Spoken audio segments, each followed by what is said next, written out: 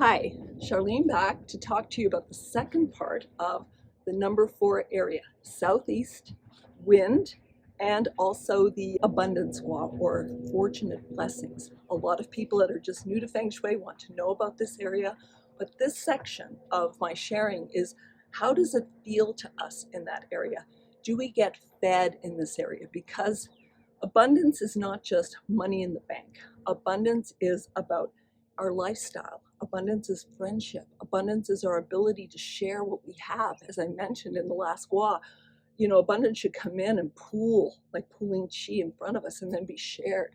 So it comes, gets pooled and shared and not hidden or hoarded behind us. It doesn't keep us flowing. And when we stop that flow somehow, we stop that energetic vibration that keeps us young and youthful and alive and able to move forward in a way that really we can appreciate the abundance. Now, in terms of wind water is Feng Shui, and I'll mention that again.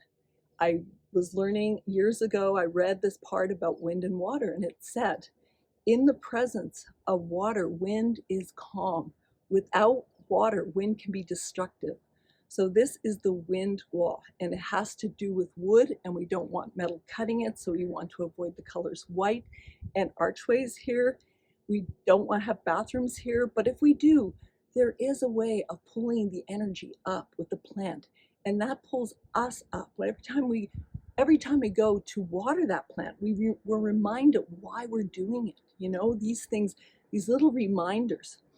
Now, years ago when I had offices, I would always clear the southeast area of my desk, and I would put flowers there because every week I had to replace the flowers and remind myself of the abundance I wanted to create in my life, of the abundance of relationship and heart energy I wanted to create.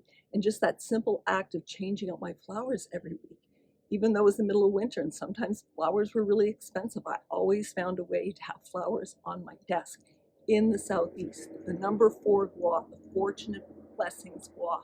So these things really do affect us psychically. I would ask you to go to the part of your land that's southeast, the part of your house, the part of a room that you can actually work with. We can lay the Bagua out over a room and start working with it bit by bit to understand how the Feng Shui compass works, how this incredible Feng Shui Bagua works, and how we can balance things out. And it makes us feel good about ourselves. And that way we get that youthful energy. We get that vibrational energy that we can share our abundance. We can share our fortunate blessings. We can come forward.